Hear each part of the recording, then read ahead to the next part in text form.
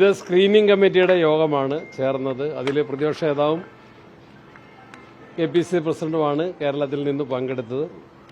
AICC general സെക്രട്ടറിയും മറ്റ് സെക്രട്ടറിമാരുണ്ടായിരുന്നു. ഞങ്ങൾ പ്രാഥമിക ചർച്ചകൾ നടത്തി.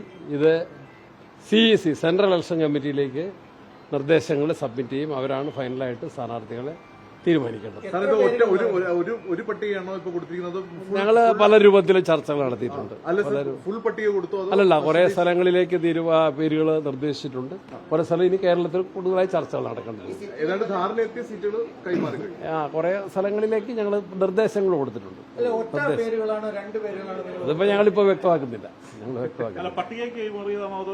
ഞങ്ങൾ ചർച്ചകൾ നടത്തി നിർദ്ദേശങ്ങൾ സമർപ്പിച്ചു. നിർദ്ദേശങ്ങളായിട്ട് സമർപ്പിച്ചു.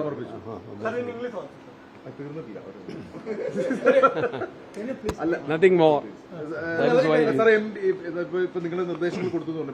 അതൊക്കെ തീരുമാനിക്കേണ്ടത് ഹൈക്കമാൻഡ്. അതെല്ലാം ഹൈക്കമാൻഡ് തീരുമാനിക്കേണ്ടത്. ഞങ്ങൾ നിർദ്ദേശം അത് ഞങ്ങളിപ്പോ വെളിപ്പെടുത്തുന്നില്ല. തീരുമാനമായിട്ടില്ല, ഫൈനലായിട്ടില്ല.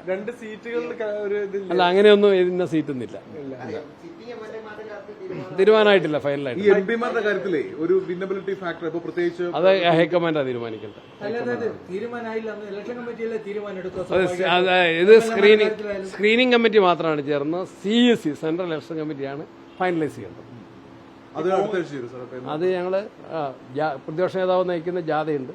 ആ ജാഥയുടെ സമാപനത്തോടെ മറ്റ് ചർച്ചകളിലേക്ക്. CPMന്റെ പേരുകൾ അടുത്ത ആഴ്ച വരുമെന്നാണ് MAV പറഞ്ഞിരിക്കുന്നത്. അതൊരു വെല്ലുവിളിയാവില്ലേ? ഇലക്ഷൻ ഇപ്പോഴും മത്സരമല്ലേ. അവരും പേരുകൾ സജസ്റ്റ് ചെയ്യും. സ്വാഭാവികമായിട്ട് നമ്മൾ നല്ല പ്രിപ്പറേഷനിലാണ്. UDF നല്ല നിലയിൽ മുന്നേറുന്നു. അല്ല, ആദ്യം പേര് പറയുന്നവർക്ക് ഒരു മേൽക്കൈ അതിലേക്കും ആണെങ്കിൽ നമുക്ക് മത്സരിക്കാം. AICCയുടെ നോംസ് അത് അവര് ഇനിയിപ്പോ ഈ കൊടുത്ത പേരുകളിൽ മാറ്റങ്ങൾ ഉണ്ടാകാൻ അതൊക്കെ CECക്ക് എന്ത് മാറ്റവും വരുത്താം. സെൻട്രൽ ഇലക്ഷൻ കമ്മിറ്റിയാണ് അതിന്റെ ഏറ്റവും പരമ ചുമതലയും അധികാരമുള്ള കമ്മിറ്റി. അവർക്ക് എന്ത് അന്തിമ തീരുമാനമുണ്ട്